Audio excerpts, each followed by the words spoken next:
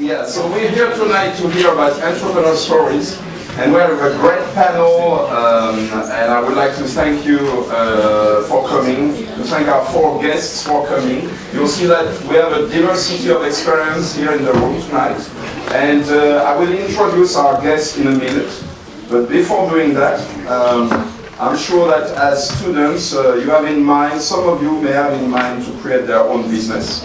But you may wonder if you're qualified for that, if you have the right ideas, if you have the skills, or if you need to make your experience somewhere else before launching your business. So these are all very legitimate questions. I think we're going to address that tonight. And before introducing our guests, I would like to ask you a question. How many of you are interested in creating their own business? Can you raise your hands? Okay, so that's a substantial part of the room, very interesting. So we have a real audience tonight. So I would like to introduce our guests. So the first guest is Lord Billy Moria. You came from India to study in England, in Cambridge, accounting and law. And you had some ideas to create businesses, and you created Cobra Beer, which was a huge success. I think the idea, if I understood well, was to have something not too gassy but refreshing, to go well with Indian food and curry. It was a time where Indian food was more and more popular in Britain, so kind of it took off with that popularity. And I think what's interesting with Lord Billy Moria is that you have managed success over a long period of time. So it's not just a few years. You had to manage growth, expansion in many countries. I think it's sold in 40 countries today, the Cobra beer. So it's very important to see how you achieve success in the long term. Also, you've been Entrepreneur of the Year for many years, if I understood well. And you wrote 2 books about entrepreneurship. So you have many ideas to share and experience. So it will be very interesting for our students. Near to you, Thibaut. Now, Thibaut is the guy in the room who, straight out of school, or almost, you worked about 1 year in finance in London, and then you decided to go create your business, but not in Britain, not in France, in West Africa. So Guinea, so it was adventure. And you started with something that's not usually very easy to start with, which is a company in mining, bauxite. You know, bauxite is used for aluminium. So you started by creating this mining company. And recently, you started another business, which is called Afrimalin. Afrimalin is classified ads that you will expand in 8 countries in West Africa. If you will, it's like the Gumtree or Le Bon Coin of West Africa. This is what these guys want to do. So I think, Thibaut, what would be very interesting with you for our students is to understand how you create like that right out of school. And it's also, I think you did the same. So how do you take the risk just out of school with not much experience, and you just take the risk and go create a business? Thomas Langlois-Meurinne. Non, Thibaut Launay, I forgot your last name. Thomas Langlois-Meurinne took a different approach. He spent 10 years, he started by making his own experience. That's another way to go to entrepreneurship. You spent 10 years in consulting, trying to forge your experience. But still you had in mind to create something, so you started creating, having ideas, you created something which is like pool safety, if I understand well. Then you had another idea in video production. But that was, you were still working for someone else. Then after 10 years you decided to go for it, create your own business, which is Open Crop. Open Crop is working on it's like a data service for crops, for brands, for the grain market, so you can give data and analysis to the traders, to the producers about this market. And what's interesting is that it was not really a success, to be honest. and it might become a success, but so far it has not been. And we wish you well. We wish you well. But why are you here tonight? Why are you here tonight? Because you learn from failure as much or even more sometimes as you learn from success. So, Thomas, you have learned a lot through this experience, and this is why you're here tonight, and we would like you to share that with us. Also, you learned a lot and you thought a lot about the experience, so you're in a different phase of your life tonight, and it will be very interesting to share that with us. Christine Renier, different profile again. You spent 20 years in the industry, working for a large corporation, Danone, that we all know, and more particularly on the mineral water. In the UK as a marketing director, you boosted the sales of Evian and Volvic. You see them all over the place now, Volvic, maybe you have noticed, it's all over. She did it with her team, I guess, but she was working on that. And after a while, if I understood well, once these two brands were #1 and #2 in the UK, you decided to go for the first step that was consulting. So you started to advise small companies. And then you decided to jump and create your own brand. So it's a new brand of mineral waters. I don't know if they are mineral, new brand of waters and flavored waters. So what will be very interesting with you, Christine, is to understand why do you leave a large corporation to create your own business. So we see different paths tonight here. Straight out of school, after years of observation, or after a career. Myself, I've been, why I'm here tonight, because I'm very interested in entrepreneurship. I've been a CEO of 2 startups, one in e-travel, one in safety systems. And after that, I was an investor for a family office in London for 5 years. And I have created my own little consulting practice last year. So I'm gonna leave I'm going to ask Langlois-Meurinne to start, to give us a keynote about his experience and to take us through program here, but not only like lesson learned for students, for the public here tonight.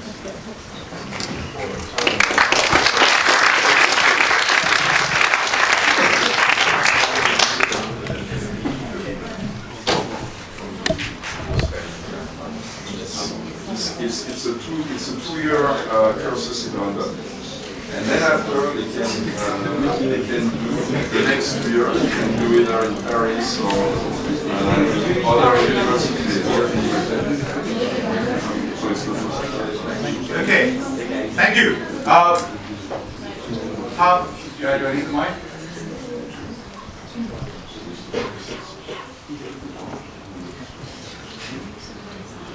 Does that help? Does the mic help? Yes. Okay. How many of you have been in London for a year? 2 years? 6 months? Few months? Okay, all right. And are you all from France originally? Yes. I won't ask you which. How many from Paris itself? Yeah? Right. I will not ask you to compare Paris and London. They are both great cities. I love Paris and I love London. I'm originally from India. I was born and brought up in India, and I came over here when I was 19 years old. How many of you are 19 or 20 or 21 years old? Right? You were 8. Came over.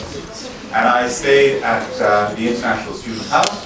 Where any of you stayed at the International Student House? Where? York Terrace or GPS? Great Portland Street? GPS, okay. Great place, buddy. How many of you gone to International Students House? If not, go there. It's a great place. So I stayed there. I studied in London. I studied at Cambridge University. Have you visited Cambridge University yet, any of you? It's worth going if you haven't. Beautiful. You can also, if you want to go to Oxford, that's also true. Now, my idea, most business ideas, I saw that not less than half the hands went up with starting a business. And my idea was, I was actually going to probably be a banker. Because I did a law degree, and I did chartered accountancy, I studied accountancy. And I then knew one day I wanted to start my own business, but I didn't know when. And then while I was a student, in your place, a little older than you, I came up with the idea for starting a beer brand. And I came up with the idea because many business ideas come from being a consumer who is dissatisfied with something, doesn't like something. The other way of living is as a consumer who's passionate about something, really likes something, but doesn't like something. So in my case, I've always liked beer. Some people like beer as well. And I didn't like the lager beer in this country. So lager beer is a fizzy beer. I found it too fizzy. I found it too gassy. I found it bloating. I found it uncomfortable to drink, particularly with food, because it would make you bloated. And spicy food, like Indian food. How many of you eat Indian food? Try Indian food, like Indian food? Yeah. We sell cobra beer in France as well. So I found the fizzy beer with spicy food. Spicy food is hot. You want something cold. You have a lager beer, but if it's bloating, it didn't work. So then, how many of you have tried English bitter ale? Ale. Have you tried ale? Yeah. Okay. I love it. The ale is really good in a pub, but it's too heavy, and to drink with food is not easy. So then I said, why don't I produce a beer which has the refreshment of a lager and the smoothness of an ale combined, that appeals to men and women alike, that has a globally appealing taste, and that accompanies all food, and in particular Indian food. That was my idea. Quite a simple idea. But ideas are one thing, and putting them into practice is another thing. I had no money. I had £20,000 of student debt to pay off. And with my business partner, we set up. My first company, car, was a Citroën de Chevaux.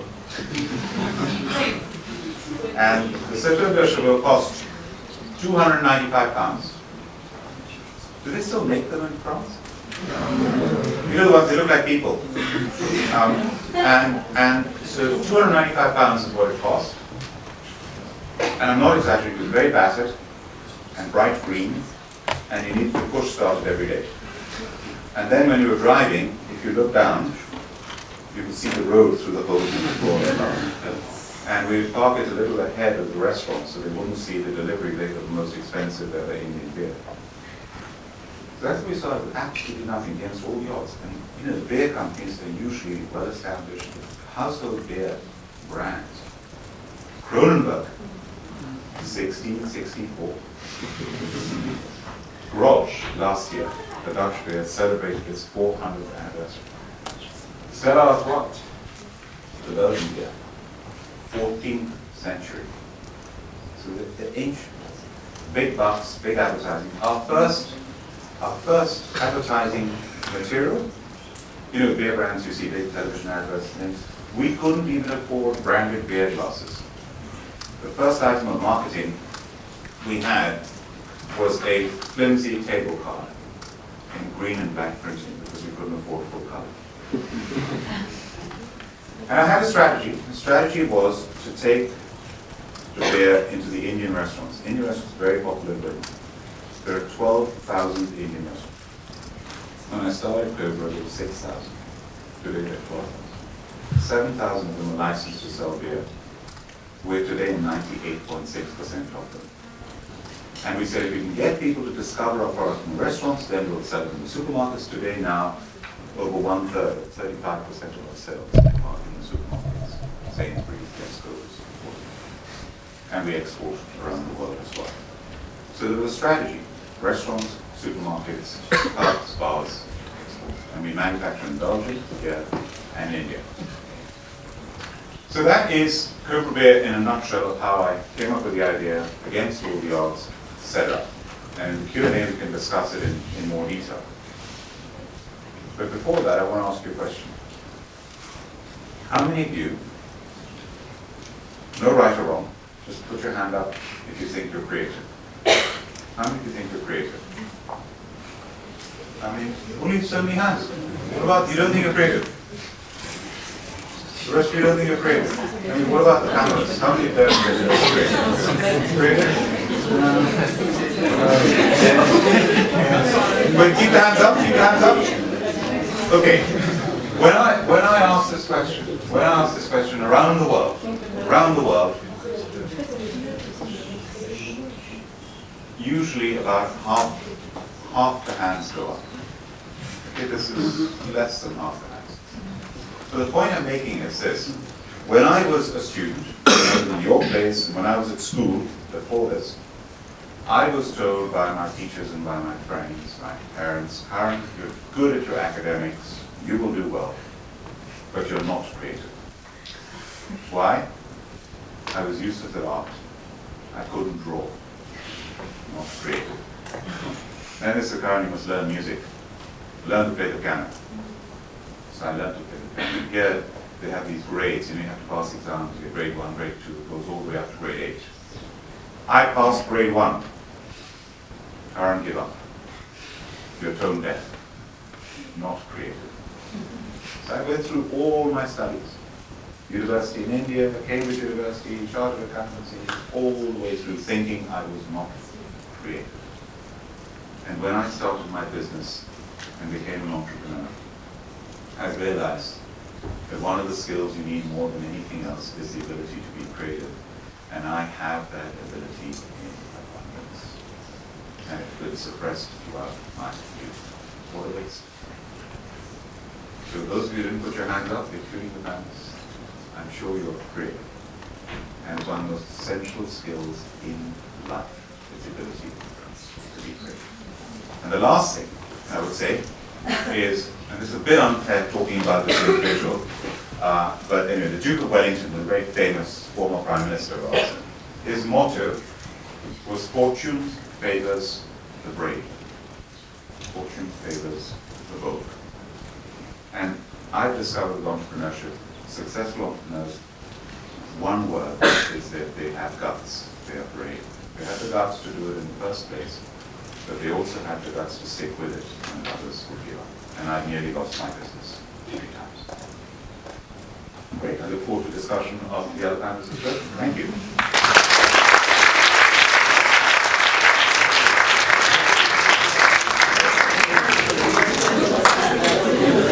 Hi everyone.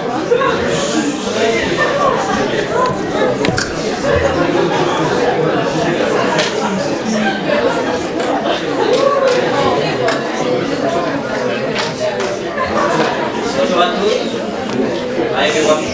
So my name is Thibaut, I'm 27. For the world, I feel a bit embarrassed to speak about after Lord we did such a great speech. Because I'm only 27, so I don't have much experience. But what I can tell you is that when I was a student, so I was studying at Dauphine in 2011-2012, at that time my dream was to work in finance, in private equity and M&A, and to work for like Goldman Sachs or whatever.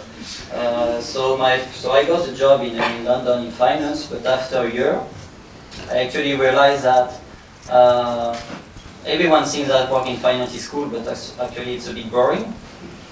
And everyone thinks you will make lots of money, but actually you have to wait 20 years to make lots of money. So I don't know, after a year, I didn't really like to be an employee, because you just have to do what your boss asks you to do. I didn't really enjoy it. And I met a friend in London, Langlois-Meurinne, who gave me the opportunity to go to Guinea, which is a country in West Africa.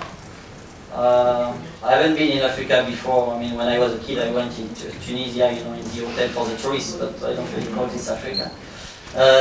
So he told me, yes, there's an opportunity to go in Guinea. There's a new president called Alpha Condé, who studied in Sciences Po, who was a teacher at La Sorbonne University, so now the country is stable. Because my friend lives there when he was younger, so he told me, well, we can go to Guinea, we don't really know what we will do, but if we want to become entrepreneurs and potentially, to make something big, we have to go to Africa, because, there's not much just in Francophone Africa and West Africa. So I went there in April 2012 with my friend, with a few thousand euros in the pocket. And we didn't really know what we wanted to do, to be honest with you. The first business we did is that we did we knew someone who was working for Pernod Ricard, for the brand, so we made a deal with Pernod Ricard, and we were importing alcohol from France to Guinea. And we were selling the alcohol to the supermarket in Guinea. But one of the issues is that Guinea is a Muslim country, 80% people are Muslim, so the market was limited. So we didn't make much money with that business until we realized that the big business was the mining business, because in Guinea you have the biggest bauxite resources. The bauxite is the ore for aluminium, and you also have a lot of gold resources and iron ore. And basically, when this new president Alpha Condé came in power, he asked KPMG to do an audit of the mining cadastre, so basically to cancel many licenses of people who didn't perform any studies. So basically, you know, in Guinea we met a few people, you know, you can quite easily meet, you know, ministers and everything, and people told us, well, you know, do you have any interest in mining? We said, well, you know, why not? Because they say, well, you know, there's a valuable license that you can get if you want. They ask us, do you have the technical and financial capacities? So, you know, we didn't have any money at all, but we say, yeah, for sure, you know, we have, okay. So are you able to invest minimum $5 million during the next 3 years? So yeah, sure. No, we had, I don't know, 5,000 euros maybe, welfare and myself. So they say, okay, so there's this license, which is a 295 square kilometer, which is 3 times the size of Paris. It was previously owned by Iranian state, because the ex-president of Guinea offered it to Iranian president, but for some reason it has been cancelled because, you know, they didn't perform the studies. So they say, you know, if you want, you can get it. You just have to pay the tax and everything. So basically, they gave us this, you know, a license is like a 3-page document signed by the Minister of Mines saying that, you know, we set up a local company with 1,000 euros and a SIRL, a local company. And so we got this license, 3-year exploration license. Then the only issue is that on the document they say the company is committed to invest minimum $5 million during the next 3 years. And we didn't have any money. So obviously we had to think, well, you know, now we have to find the money. But 1 month later, there were Ebola in Guinea, Sierra Leone, and Liberia. So it was in early 2014. So, you know, at that time we had to go back to France because our family, everyone was worried. You know, at the TV you saw all the Ebola story and everything. So we just went back to France and we were looking to find the 5 million. So at the beginning we were a bit naive because we were thinking we would actually raise funds with a big corporation, a big mining company like Rio Tinto. I remember I had a meeting with a private equity called Barclays Natural Resources Fund, which is a 1.5 billion fund. So we had the meeting with them, and you know, they didn't take us. I was 23, and the guy said, well, you know, when we invest in mining, we invest also in the management team. You know, they asked, do you know anything in mining? Oh, no, we don't really know. When we invest, we want, you know, a strong management team, and also we want. We don't invest in an early stage or greenfield project. So basically, you know, they didn't take us seriously at all. So during 2 years, we have been looking for money everywhere. I sent maybe, I don't know, 5,000 emails, you know. The only people who reply, they are the scam, you know, the fake people, and not serious people at all, because the serious people, they don't really take the time to, you know, to reply to you because they don't, you know, take you seriously. Until we met a guy in France called Arnaud Montebourg, 1 month after he left the government. Because when he was a minister, actually he wanted to set up a national mining company. So when we met him actually on the internet, on LinkedIn, so I would advise you to go on LinkedIn. So 1 month after he left the government, we saw Arnaud Montebourg with only 37 connections. He just did the training at INSEAD at that time. So they probably advised him to, I don't know, to LinkedIn. So we contacted him, he accepted us, we were very happy, and we asked him, well, you know, that we heard that when he was a minister he wanted to set up this national mining company and what's going on. He just replied, call me. So, you know, we call him and he said, well, you know, he told us, you know, now it's a new minister called Macron, but you know, Macron, he doesn't, you know, we don't have very good relationships, so all our project, all the mining project is over, but I want to help you, and I want to do something privately that, you know, I wasn't able to do as a minister. So we asked him, well, but what do you want? Do you want 1% of the business, or do you want 10,000 euros per month after we raise the money? They don't know. I'm doing that for France. Okay, good. He said, okay, so let's meet next week. So we met him. He said, okay. He said, you know, I was a minister, so I know many, you know, I know many investors, so I can introduce people to you. Just, you know, give me a list of people, and we can meet them. And like that, he said, okay, we will meet Langlois-Meurinne. She was CEO of Areva, and she sits on the board of Rio Tinto. So we go to the meeting with Armand Bourg, come with us to the meeting, and he said, look, there's these 2 young entrepreneurs, you have to help them, you know. And so Langlois-Meurinne said, yeah, it's good because I sit on the board of Rio Tinto, and on the board of Rio Tinto they say that bauxite is really good, and also Alpha Condé, the president, is my friend because the best friend of Alpha Condé is Bernard Kouchner, and you know, all the French connection and everything. So she said, okay, I can put a bit of money, and after that we have been also seen other Will Dreyfus family, Edouard Dreyfus. Then also I got also the email address of Xavier Niel. I sent him an email to Xavier Niel. He replied to me in French, les mines en Afrique, ça sent l'embrouille. So basically he didn't like it at all. But 1 month later, he has been actually investing. So why he has been investing? Because there was other serious people invested and everything. So at the end of the day, we raised 4 million euros.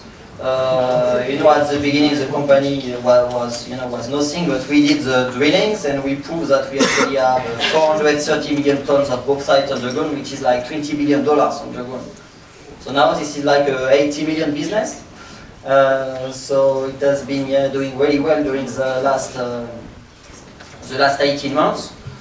But still, you know, mining is a big business. To start production, we still have to invest $200 million. So we invested 4 million, but we still have to raise 200 million. So obviously we will raise step by step. So now we have to travel, as an example, next week there's Chinese state company going to Guinea, meeting us and everything, because the only one who have lots of money is Middle East, you know, Middle East, India or China. Initially we wanted to raise money with, you know, BPI, all that stuff, French government, whatever, but unfortunately, French people generally, they're scared of Africa, they're scared of mining and everything. And also, so Thibaut, just because we want everybody to have time to describe their own experience, maybe you will tell us about Afrima in the course of the debate after. Okay. But what would be your conclusion on that mining experience?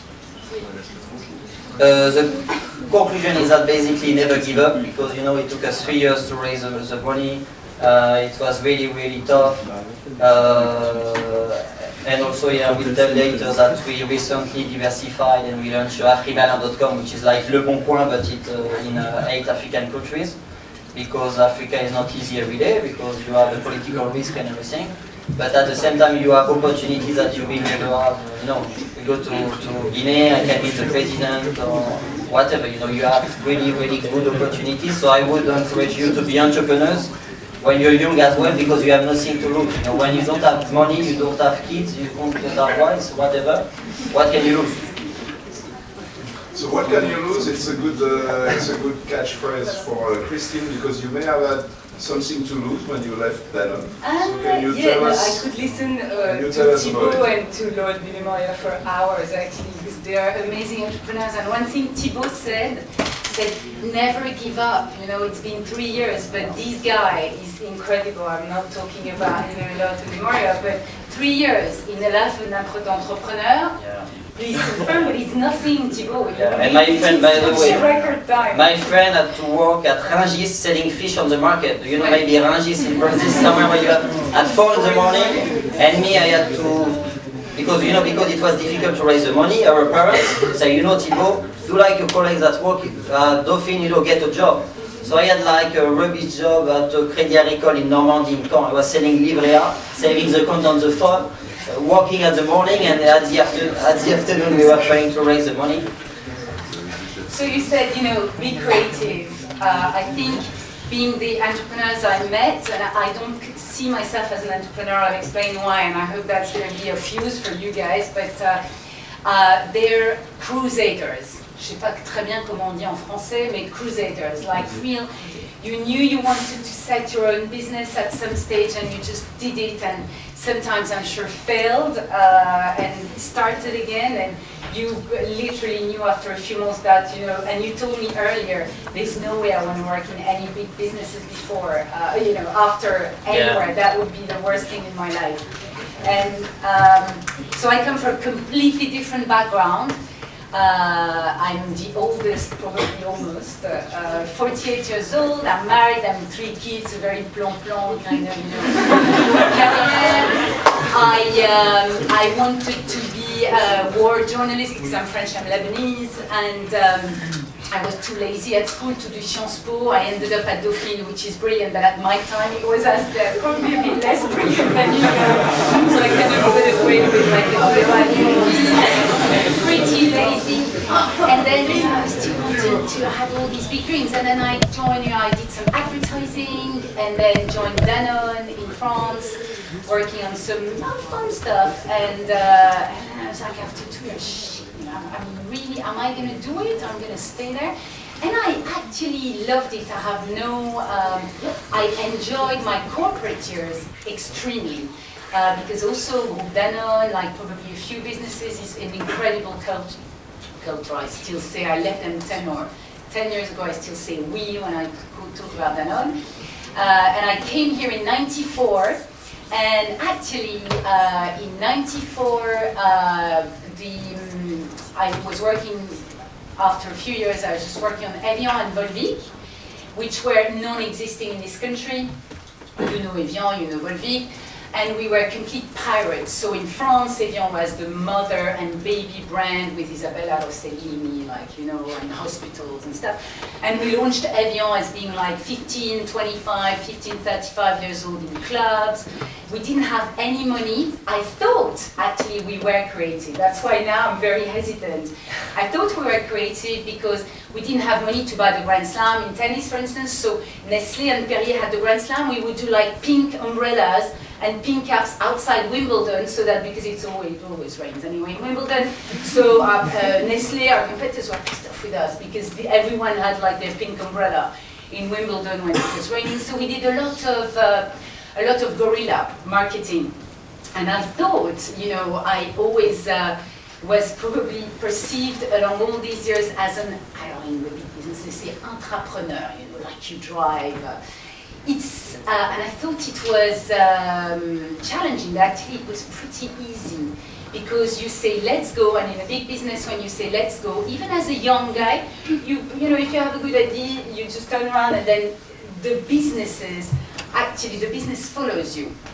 So you think you don't spend that much money to build a brand like Evian, but actually, you don't quite realize when you work in a business, there's one word you don't quite get, is cash flow. You probably have studied your P&L, so I knew my P&Ls, business plans, but cash I didn't never worry about. Even if we didn't play with a lot of money, you didn't have the worry of any entrepreneur, which is cash every day. It's all about cash. So we launched Volvic Touch of Fruit then, and Volvic within 4 years, 50 million pounds turnover. Thought great, that wasn't, it was just a team, and it was, again, there's two things. Obviously, you know, there's strategy, there's the right time in the right place, there's the relevance of an offer, but there's also a machine behind you also that makes it easy. And you don't know when you work in a big corporation, actually, that, you know, when your product gets distributed, obviously, it's easier to build success. Anyway, so Danone were absolutely fabulous years. And you get out of that and think, actually, yeah, maybe I'm quite creative. Yeah, okay. And then you go and you work as a consultant with private equities and with SMEs, so the PME. Super dynamic. This country, I hate the cliche of the UK. I've got a husband who's in finance, actually. But everyone sees London as like the finance space. But London and the UK, outside London, it's all about entrepreneurship. Everything is made here compared to France. My poor friends in France are like, it's all done here for you to start up. I mean, you are encouraged to start up. You've got some great fiscal ways to actually start your businesses. You've got all these small and medium enterprises here, 1 million, 2 million, 5 million businesses, which, you know, I worked with the founders, with the private equities. I was coming with my 20 years experience, giving them lots of good advice, and I thought I knew, because I was advising businesses like smaller and smaller and smaller. I thought I knew something, I had something to bring to them, some structure, etc. And then one day, big high five with a former client of mine 2 years ago in an airport, and we said, actually, let's launch our own brand. And then, actually, one of the entrepreneurs I was working with gave me a big hug and he said, now you'll find out what it means to work, like properly work. And we started that new business, Nuva, so we launched our own like infused like water super natural with some taste, just coming from an insight on the market more than, and also a passion for water because I'm thirsty by Evian, but I wanted something for the Brits to help them drink more water and be more healthy. So we decided to launch a water that's not packed with sugar, but that actually is just very naturally, you know, has a flavor with herbal extracts. And we launched that business, and since that day, I think I've realized that everything I knew, and this is where, you know, I meet you, and I'm encouraging you to become an entrepreneur, but everything, every preconceived idea I had collapsed. Because the day you become an entrepreneur, you just are so confronted with things in a professional life you've never ever encountered before, and it's so tough. It's just different tough. You have nowhere to hide to. And when you say let's go, you turn around, there's no one behind. It's like you, let's go, let's do it. You just have to learn, relearn everything, be creative, because people don't pick up the phone, so you send 5,000 emails. The retailers, you know, wouldn't pick up the phone to us. You go, well, if you don't go through the door, you go through the window, through the roof, you just go, you're not polite, you have to go.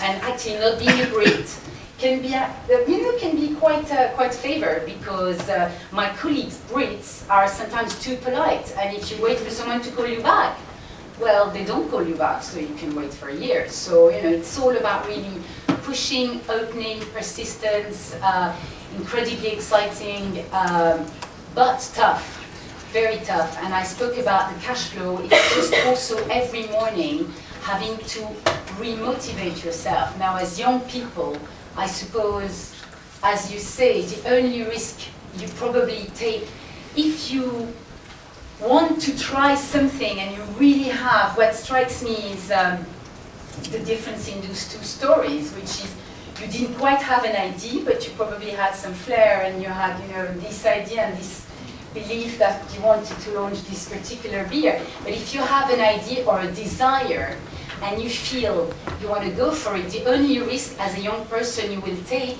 is not take that risk. That's the only risk you take, more or less. Now, you know, different ages will tell you, I don't think there's rules about being entrepreneurs or not. 10 years ago, if I had spoken to you guys, I would probably have said, start in a large business, build your expertise, you know, and you're and then maybe. But I think, again, this experience has completely collapsed every belief I had, and just saying, you know, passion goes first. And then obviously some common sense and some cash management, I suppose. But anyway.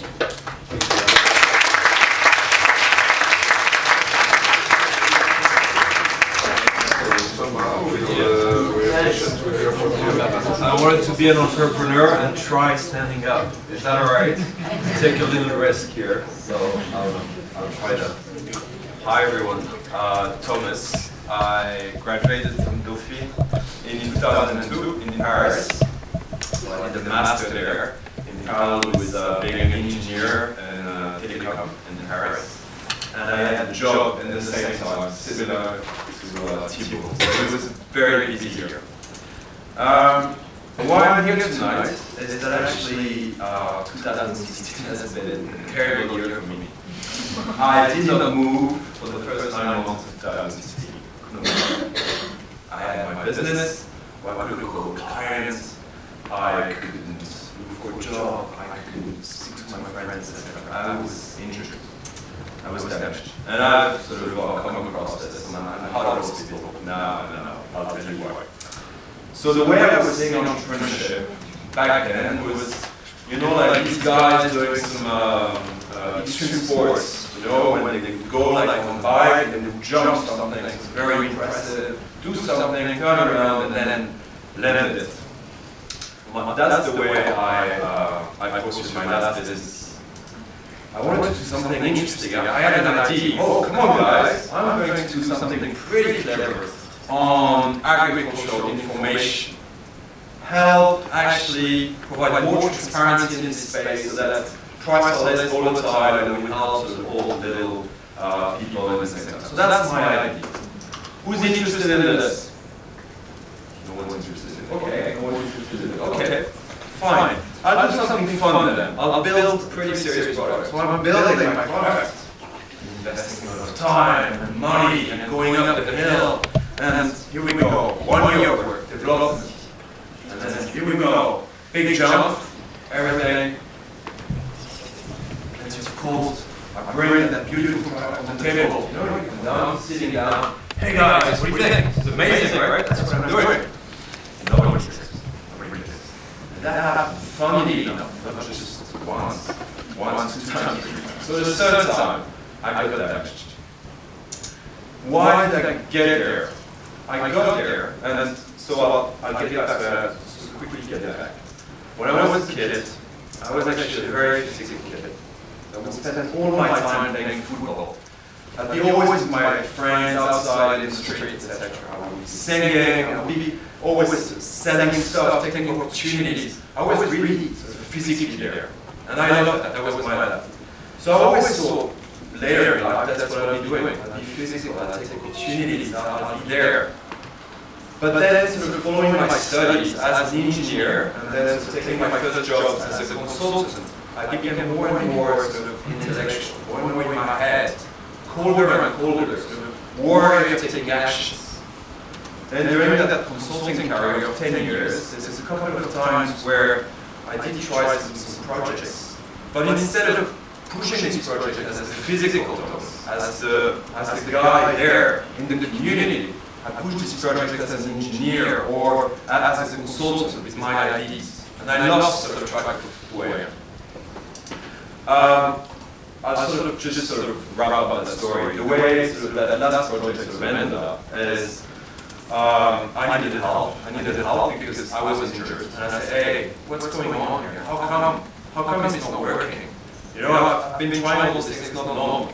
I was lucky enough to find a program for people a bit stuck in their career or as an entrepreneur who's really sort of turned me around in terms of, well, don't forget who you are. And you know, what was really sort of driving you, and that's been really amazing. So finally I understood sort of who I was and why I was making these funny jumps and trying to excite everyone, etc. And that's the main learning for me, and as an entrepreneur, so what I got wrong is I was IT first. So I was Thomas first. I was ego first. Yeah, I want to help the world and I want to help agricultural markets, etc. And it's great, and it's for everyone, and it's cheap, and it's accessible, etc. Yeah, that's really cool. But maybe what excited me in that project is that I was at the center of it. I was the lead. I was the guy bringing good news to the world. Hey, less price volatility. And what I understood is that wasn't me at all. That ego guy is not me. What was important for me was actually that connection to the human, that connection to the community. So most of the, when I'm successful in life is when I'm connected to people, when I'm connected to the community, and I've asked, how can I help you? How can I serve? When I've not been successful, it's when I've been in my head with some ideas and been in the problem myself. So, at least for me, my experience, when you're starting something, I think start with your friends, start with your community. Where do you feel good? Where do you feel love? You know, where is my space? Where is it real? And I think once you're there, then maybe you'll sense that there are some things that can be better. And, oh yeah, actually I want to help people because this is missing, etc. But the starting point is less the idea. It's more I feel good there. I feel good in that community. I feel love and I want to give love. So, for me, go with love, go with your heart, go in a place where you feel it's great, and less with your brain. And at least if you fail, I think you'll have a great time, and you'll live with it for your life.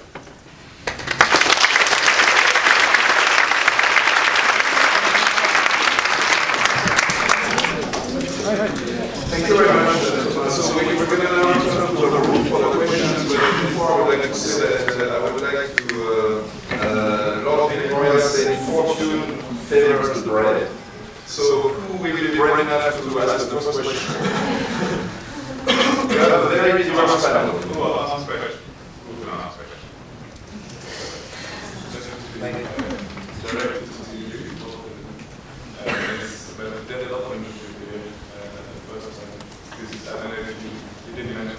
having an particular expertise in video development. So how do you manage to actually develop a product in the first place to show around the restaurants and stuff like that? So when you start, you don't necessarily have to do nothing about mic. And what you have to do is how to find the best people. And we were very lucky. I've been in 3 different schools. But I never did one case study in luck. And the best definition of luck is when determination meets opportunity. So I picture that as waves that are going past you in life. And if you're determined, you might just catch one of those waves. If you're not determined, those waves will keep going all your life. And so the opportunity for, I had a clear idea, and I was importing other products from India with my partner to build up experience. We couldn't afford brewery or anything like that. And by luck, we were wanting to import seafood from India. And I went to see our mentor. Before I had my mentor, and he was retired, this is my partner. And he said, one of my friends from India started a seafood factory, and that's some brochures, and I went to send them to you. I looked at the seafood brochures when I got them. And I said at the end of the Pals Seafood. Pals Seafood is a company of Mysore breweries in the Battle. The owners of the famous Pals beer. So I took my partner to look at the seafood. This is the beer I like. First I remember we're not always the seafood. Then you ask them the beer, each of them has to beer. Look at that. They happen to be the biggest independent brewery in India. They happen to have the best brewmasters. Brewmasters, people who make beers as scientists. They get a PhD from Prague. Prague University. The biochemist. He knew everything about making beer. I knew the taste in my mind. I went to India with a bag with a 30 sample bottle. Carefully selected. And sat in the laboratory. So this is what I like about this. What I really like about this is what I like about it. I like the taste. And we really made it from scratch. Under our own brand. And I know what I like the message to the brand. So then, eventually, we were in Europe, now in partnership with also one of the largest brewers, world brewer, the biggest brewery in the country. Other questions? How did you manage to get the taste you wanted for the beer? So, working with the brewmaster, he came up with the recipe, and he brewed that batch. And I had to limit it to importing. And it did something. It had the texture, it had the smoothness, so it was too heavy, it was too sweet. But I took it to mine because I said, okay, we'll ship it to the UK. We sold it to restaurants, got some feedback. 2 or 3 batches, we got feedback from consumers. And we said, okay, it's time to go over to You mentioned that your company almost collapsed 3 times. I was quite interested in why and what made you still overcome these difficulties. So one of my favorite sayings is, good judgment comes from experience, and experience comes from bad judgment. So you have to make the mistakes, and If I were to talk about mistakes, it would be here until midnight. But those three occasions where I nearly lost the business were three very different occasions. I could not predict them. Sometimes you just happen to, we don't have time to talk about them in detail. But what I can tell you is three things that got me through were the same. And the three things were, one, having a very strong branding. And you spoke about the branding before, it was a strong branding. Cobra sales never went into negative any business. So the growth may have slowed down, never went. Secondly, is the support of your team and have a very good team. Some people have been with me for right through journey, loyalty, and my family. So I agree with you that when you start, when I started, I had no commitments to family and children. But when you do have a family in the journey, they come up with a lot of support, my wife's support, all of those. And third is the right values, behavior with integrity. So strong brand, family and team, right values, got us to the front. How on earth did you take out that no still is for only production? I mean, yeah, it's very difficult, especially, I mean, as you probably said as well, you go, when you start with an idea, when it's a product idea, I don't know about mining, but you go, you don't have the money, you don't have a factory, so you're going to go and sniff for like your best factory, and they're called co-packers. So you have to convince an industrial place which is going to produce something that's pretty unique, you think. I mean, we didn't go to a soft drinks factory. We wanted some guys sitting on a nice spring who could do something unique, because we knew our competitors had to put preservatives and citric acid in their products to preserve. So where would we go? Actually, we went to, I shouldn't say that because it was like a little secret, I think everyone knows now, but we actually went to a milk factory because they could do soft drinks, but they had the technology that the big soft drinks guys didn't have. So we went and we got them there and we convinced them to take us, but then how do you protect it? Because if a bigger guy comes and knocks at the door, these guys need to fill out their lines. It's extremely difficult to protect. So it's all about speed. The second you're in, first of all, there's obviously some contracts and stuff. I mean, the legal thing is so important. For the right contracts, and is so important. But once you sign a contract, you know, if they take a product that's relatively similar, they still can go for it. So then it's about, obviously, the ethics, knowing who you work with, and knowing that probably we work, for instance, with a sort of, not a massive business, we work with industrial partners and we know their ethics, and we have direct relationship with the owner of the factory. At some stage he even wanted to invest in our business. That was a great proof, but still they deal with Coke, they deal with Danone, they deal with Nestle. So you protect by building something that's unique, and then by trying to just build as fast as you can and own that equity and build as much equity around it. It's all nice say. We haven't proven success yet. We think we've proven our concept, but you know, we've only been there 2 years, and it's tough, and I don't know if success is ever proven. But protecting is so difficult, so difficult. I don't know whether you agree. Regarding mining, you can't protect anything. And regarding Afrimalin, it's not a unique idea. It has been working in every country in the world. You know, in France, you have Le Bon Point as an example. So the only thing you can protect is the logo, the name Afrimalin, to make sure another person will not, you know, get the same name, and the slogan Afrimalin, tout vendre et tout acheter Afrimalin, to make sure that. And the website, you know, the .com, .fr, .net, .org, to make sure there's not another guy obviously, you know, if you only book the .com and so on, another guy will use the Afrimalin.fr. But that's it, because and as you said, speed is key also. Speed, it's but a way also, to protect your yeah, I mean, the one thing, you know, having worked, and this is where I said, it so collapses when you think, you know, I mean, when working with private equities and small businesses, we would sell to bigger guys. I was like, yeah, you need to look after your trademark. Trademark important. Obviously, you build a brand, you protect your designs, your logos. 2 years ago, with my business partners, we did the most stupid mistakes in our own business, because we thought we didn't want to pay for lawyers because we're saving our monies to build the brand and do great, like, glamorous partnerships and stuff. So we didn't pay for the lawyers. We thought we could do the legal trademark protection. We did it badly. We messed up.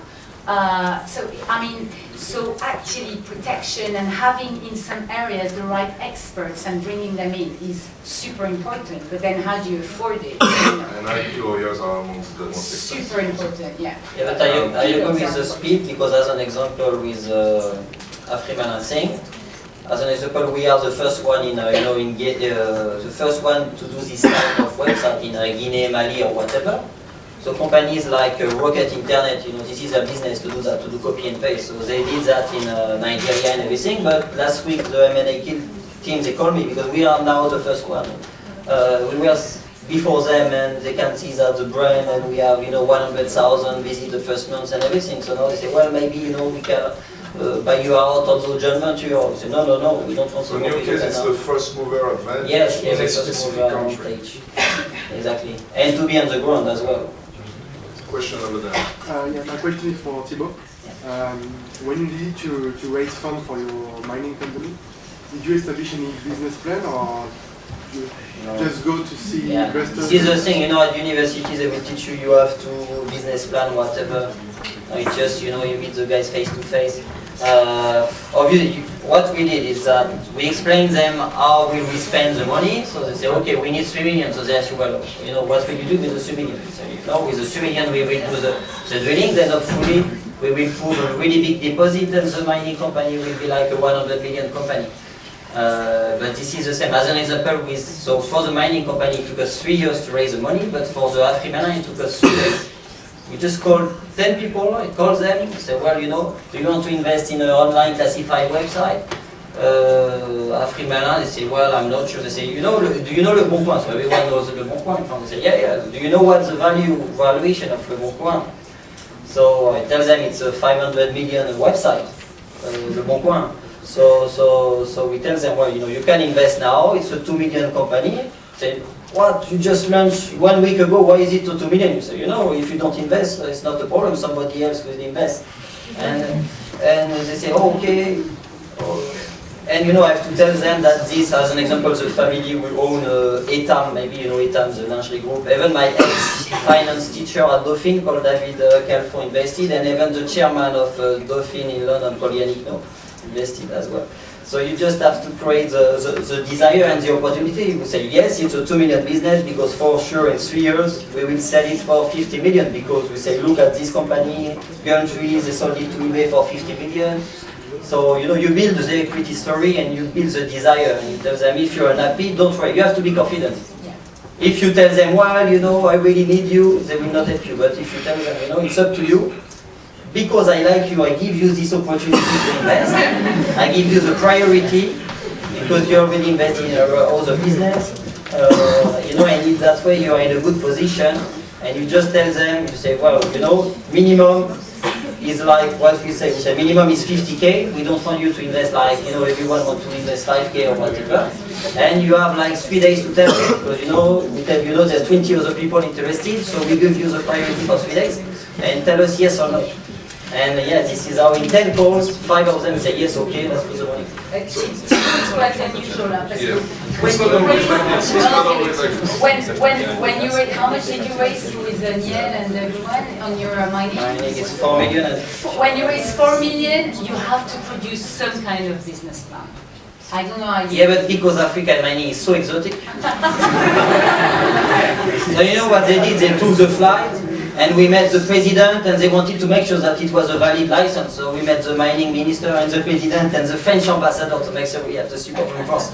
So it was a bit different. It was just to make sure it was a real serious license. But what's interesting in this is that you see there is a comparable, which is Le Bon Coin or Gumtree, so people can relate to that and see the opportunity in a different country. You come up with a completely new idea, it might be a bit different, but this tells you a way to go, which is to find an idea and replicate in a country where it has not been done. And when we launched this, the week before, Rocket Internet launched in Africa something called Jumia, and Jumia just raised 300 million on a 1 billion valuation with Goldman Sachs, Orange, and all that guys. We say, look, when we tell you we will sell it for 50 million, it's because we are very pessimistic. Because look, Jumia has 1 billion business. So obviously, if we are doing well, we will sell it for 200 million. No, valuation is very subjective. That's great. Other questions in the room? Once again, in relation, you all said just go for it and have no fear. Is there any market or product that has and basic investment that's too high for you to conceive going into it, or can you start a business in literally any field or market? Like for example, just technology or something.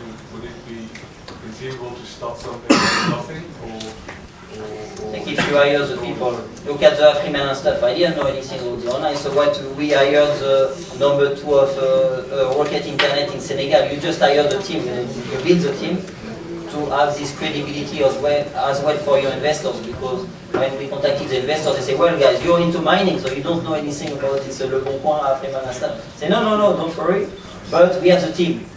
So you just hire the guys, you offer the right package, a bit of equity, and you tell them after you raise the money, you give them salary. Because you have the team, and this is the same with the mining. We didn't have the technical capacity. What we did, we were showing the CV of really good guys, 30 years of experience, so that the investors, they say, well, will you actually manage the mining? Say, no, look, we have this guy, he's the best one, the best one. You build the team. Yeah, I wanted to ask, is anyone doing entrepreneurship courses here? And anyone knows something called Lean Startup? Lean Startup? Yeah?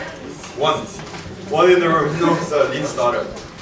Okay, so now I think more and more entrepreneurship is being taught, and in the best, certainly in Dauphine somewhere.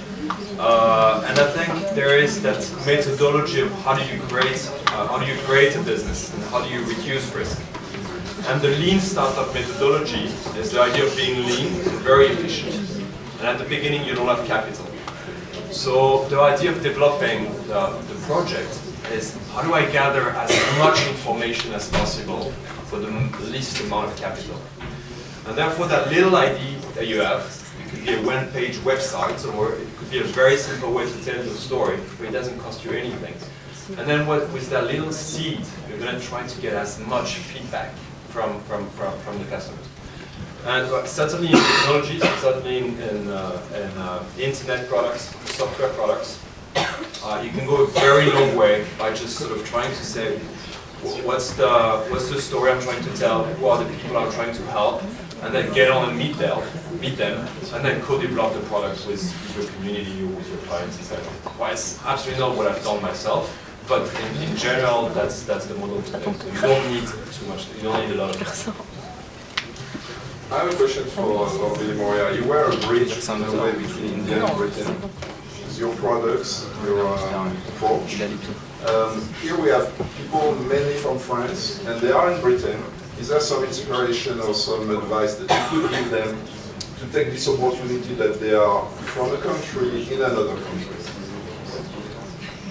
Well, you've got to make the most of being there, getting to know the UK, getting to know London, and feeling at home over here, and then you can put the two together. So I go to India 9 or 10 times a year, and I feel equally at home in both countries. And that was part of my original plan, was to put the two countries together. And what you can do, again, if you look at business being done with countries close to each other, your European Union, Britain, 45% of our exports go to the European Union. 55% of our imports come from the European Union. The whole of the rest of the world is the rest. So that's how being close is also a big advantage. And the Brits love French products, whether it's champagne or whatever. And the French like British products. So there's a lot of potential. Question for all of you guys. Looking back at your experience, if you come back to the years at university, what would you do if you were in their shoes at university to kind of prepare yourself to be an entrepreneur? Work experience on the ground. But at university, when they are studying? Is there something special that you would study? Is there something special that you would train at to be prepared for this tough task? Well, I think, yeah, now entrepreneurship is being taught, and I think the way it's being taught today is about very small step, experimentation, being close to your customers, finding shortcuts so that you don't spend capital. And I think using that approach with limited amount of time and well, very limited money, you can build websites, get little apps running, to get to talk to people. So I think this is quite exciting. Yeah, this is something you can do a couple of hours a day. So a couple of hours a week. So you can experiment. Yeah, I think. Yeah, I would experiment. I think if you have times, if you have a couple of hours a week, I would do experimentation. Yeah. So I'll give you an example. When I was at Cambridge, I used to stand for the election for the Cambridge Union. And to stand for election for the Cambridge Union, you were not allowed. I couldn't gather people like this and give a talk and say, vote for me. I was not allowed. I couldn't send out leaflets saying, vote for me.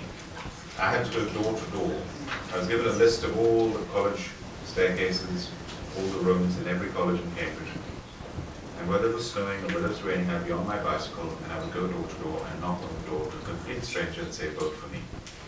And you have to convince somebody to vote for you. Then I realized, looking back on it, that's when I learned how to sell. And one of the most important skills you need in business is the ability to sell. And I learned that when I used to stand for elections at the Cambridge Union.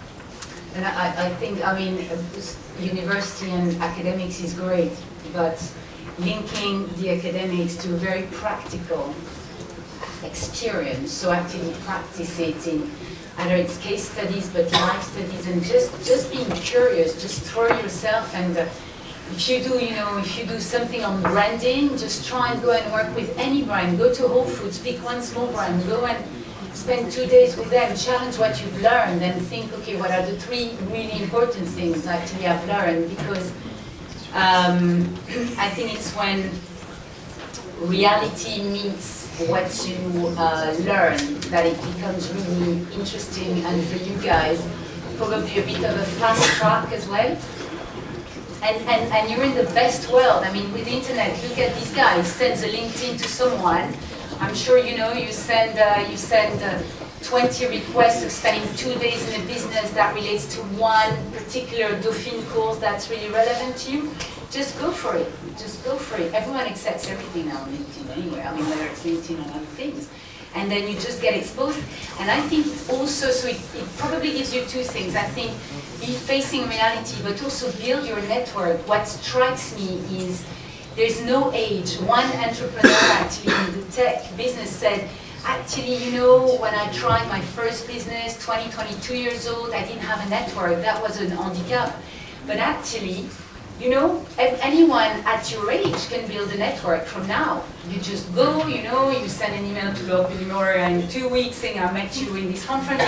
Maybe someone will get a response. And it's just daring. The technology is amazing now. I'm just going door to door as well today, not just, behind the screen.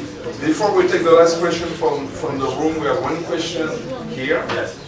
I address this to all of you, but please a little more. We had some students that recently participated in the Model United Nations at Oxford.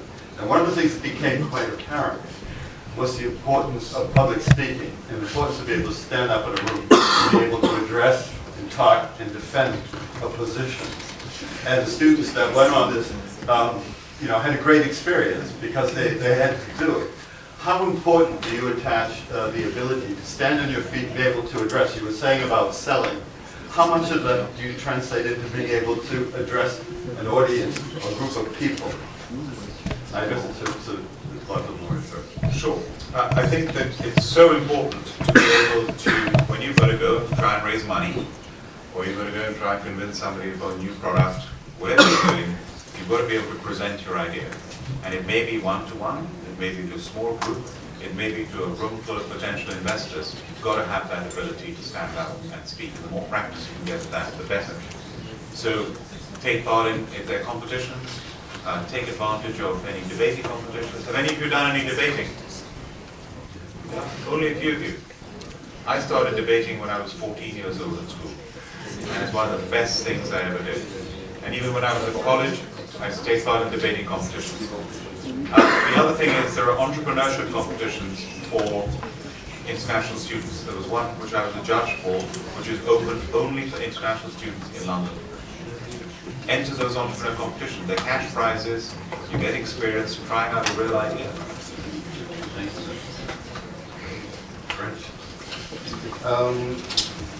Last question from the room. Someone who hasn't talked, maybe? Any question? Yeah. Why did you call your beer Cobra? Okay. This question I get asked everywhere in the world.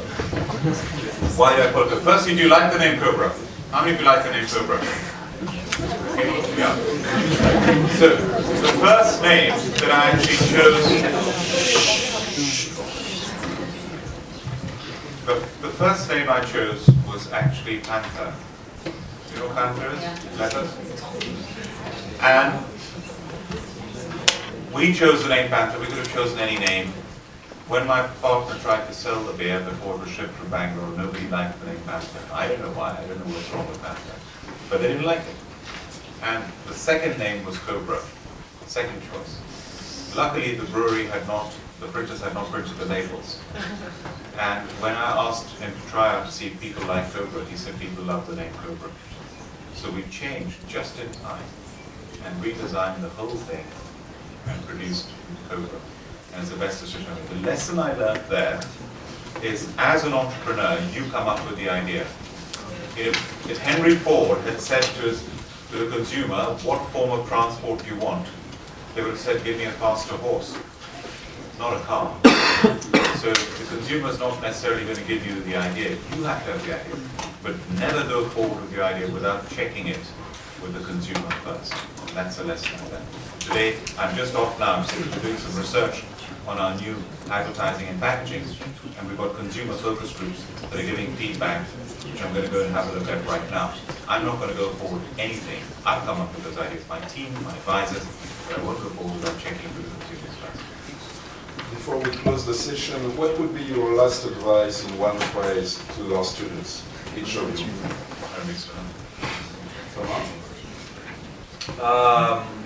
Last advice will be have fun at university. Make the most of it. These are precious years where you've got plenty of time, plenty of support networks, plenty of chances to try stuff. So yeah, have a lot of fun. I think these are precious years. Yeah, I'd say actually, you know, in big businesses they say don't be too emotional, be quite rational, but actually whatever you've got here in your gut, just go for your passion. If you feel really strongly about something, don't necessarily listen to your parents who say you should go and study and then do this and that in a large bank. Just don't fear, just go for what's in there in your gut. Just maybe listen to that and to your consumers. Yeah, I would advise you, if you're doing to work in finance, it's not too late to change your mind. Yeah, really focus on business, on network. And I mean, please don't think that if you're the #1 at school, you will have the best job or whatever. You know, my first job I got in London is because I sent an email every 3 months to that guy, and at the end of the day he accepted because he was also from Normandy. He was a Frenchman as well, and I was from Normandy. He said, "Coach, that man is sending me an email every 3 months, so he's very perseverant. He never give up, so I will give him a chance." Initially they gave me a 3 months internship, and after the 3 months they said, "Yeah, you know, your friend will like you, okay, we give you a job." So yeah, just never give up. Business develop even with your teacher, because as one of my investors in Africa, he was my ex-finance teacher, so think out of the box. And even one of our investors, actually, she is a lady, my friend, met her on Tinder. So Tinder is for dating, but this lady, she invested in her mining business and she invested in Africa as well. Yeah, think out of the box.